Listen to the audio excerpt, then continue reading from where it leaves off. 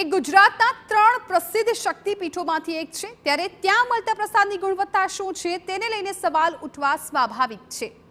પાવાગઢ પર બિરાજમાન માતા મહાકાળી સાથે શ્રદ્ધાળુઓની દ્રઢ આસ્થા રહેલી છે। રોજ હજારોની સંખ્યામાં ભાવિકો માતા મહાકાળીના દર્શને આવે છે।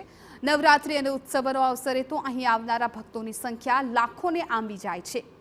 ભાગ્યે જ કોઈ ભક્ત એવો હશે કે જે માતા મહાકાળીના પ્રસાદ વિના પાછો ફરતો હોય। પાવાગઢ ધામમાં માને સુખડી પ્રસાદ અર્પણ થાય છે અને ભક્તોને પણ આ જ પ્રસાદનું વિતરણ કરવામાં આવે છે। ત્યારે પ્રસાદની ગુણવત્તા કેવી છે તે જાણવા અમે પહોંચ્યા મંદિરના રસોડે। પંચમહાલ જિલ્લાના સુપ્રસિદ્ધ યાત્રાધામ પાવાગઢ ખાતે સુખડીનો પ્રસાદ જે છે તે વર્ષોથી પરંપરાગત રીતે બનાવવામાં આવે છે અને માતાજીને ધરાવવામાં પણ આવે છે।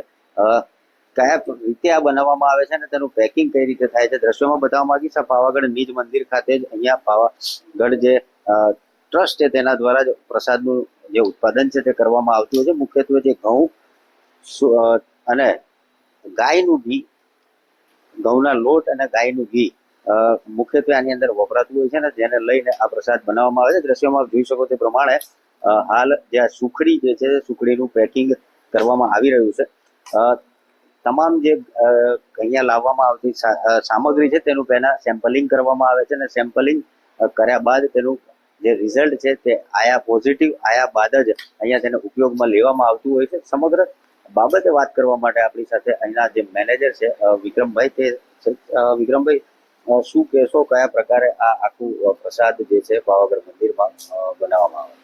આપણે શ્રી કાલિકા માતા મંદિર ટ્રસ્ટ તરફથી અહીંયા સુખડીનો પ્રસાદ ભાવિક ભક્તોને વિતરણ કરીએ છીએ। તેમાં ઘી, ગોળ અને ઘઉંનો લોટનો ઉપયોગ થાય છે।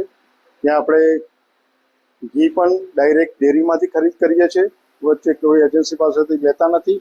આપણે એની શુદ્ધતા માટે પહેલેથી જ આપણે સેમ્પલ ચેક કરાવીને જ અહીંયા લાવીએ છીએ। કેટલું અહીંયા ઉત્પાદન કરવામાં આવતું હશે અને અહીંયા જે યાત્રિકો આવે છે તેમને સહેલાઈથી પ્રસાદ મળી રહે તે માટે શું વ્યવસ્થા? પબ્લિકને જે માઈ ભક્તો છે એમને પ્રસાદ સહેલાઈથી મળે તે આપણે નવરાત્રિ છે એમાં વધારે કાઉન્ટર કરીએ છીએ જેથી યાત્રાળુ ભાઈઓને સહેલાઈથી પ્રસાદનું વિતરણ થઈ શકે એ રીતે આપણે વ્યવસ્થા કરીએ છીએ। મુખ્ય જે ઘીનો ઉપયોગ કરવામાં આવે છે આ સુખડી બનાવવામાં, ઘી ક્યાંથી લાવવામાં આવે છે, કયું ઘી હોય છે અને કેટલી માત્રાની અંદર અહીંયા લાવવામાં આવે છે? ઘી અમે ડાયરેક્ટ ડેરીમાંથી, મહેસાણા ડેરી છે ત્યાં વન સોન્સ કરીને ત્યાંથી ડાયરેક્ટ ખરીદ કરીએ છીએ ડેરીમાંથી। નવરાત્રિમાં થોડો વધારે જથ્થો લાવીએ છીએ, બાકી આડા દિવસે અમે થોડો ઓછો જથ્થો રાખીએ છીએ અહીંયા। ચોક્કસથી તો આટા વિક્રમભાઈ તેમના જણાવ્યા પ્રમાણે પાવાગઢ મંદિર ટ્રસ્ટ દ્વારા જે સુખડીના પ્રસાદનું અહીંયા ઉત્પાદન કરી અને બનાવવામાં આવે છે તેની અંદર જે મુખ્યત્વે ગાયના ઘીનો ઉપયોગ કરવામાં આવે છે અને તે પહેલા તેનું સેમ્પલિંગ કરવામાં આવે છે, તેનું પરીક્ષણ કરવામાં આવે છે અને બાદમાં જ તે પ્રસાદ બનાવવાના ઉપયોગમાં લેવામાં આવે છે। નિકુંજ પટેલ, TV9, પાવાગઢ। પ્રસાદ ગૃહનું સંચાલન શ્રી કાલિકા માતાજી મંદિર ટ્રસ્ટ દ્વારા કરવામાં આવે છે। દ્રશ્યોમાં દેખાઈ રહ્યું છે તેમ પ્રસાદ ગૃહમાં પ્રવેશનારા દરેક કર્મચારીઓ માટે હેન્ડ ગ્લોવ્સ, માસ્ક અને હેર કેપ ફરજિયાત છે। ઓટોમેટિક મશીનની મદદથી જ સુખડી પ્રસાદનું નિર્માણ કરાય છે અને ત્યારબાદ શુદ્ધતાનું ધ્યાન રાખીને પ્રસાદનું પેકિંગ કરવામાં આવે છે। ગોળ અને ઘઉંનો લોટ આ 3 વસ્તુ મંગાવવામાં આવે છે।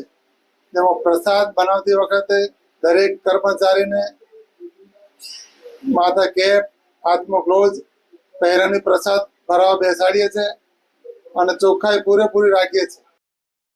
પ્રસાદના નિર્માણ માટે સીધું જ મહેસાણા ડેરીમાંથી શુદ્ધ ઘી મંગાવાય છે અને તેનું પરીક્ષણ કરાયા બાદ જ ઉપયોગમાં લેવાય છે। સુખડી બનાવવા માટે ઉચ્ચ ગુણવત્તાના ગોળ અને ઘઉં ખરીદવામાં આવે છે। કોઈ ભેળસેળને અવકાશ ન રહે તે માટે અહીં જ ઘઉં દળીને તેનો લોટ તૈયાર કરાય છે અને તેમાંથી સુખડી બનાવાય છે। એટલે કે પ્રાથમિક દ્રષ્ટિએ તો પાવાગઢ મંદિરનો પ્રસાદ ગુણવત્તાયુક્ત જણાઈ રહ્યો છે। TV9ના રિયાલિટી ચેકમાં પાવાગઢ મંદિરનું પ્રસાદ ગૃહ શુદ્ધતાની ખાતરી આપી રહ્યું છે।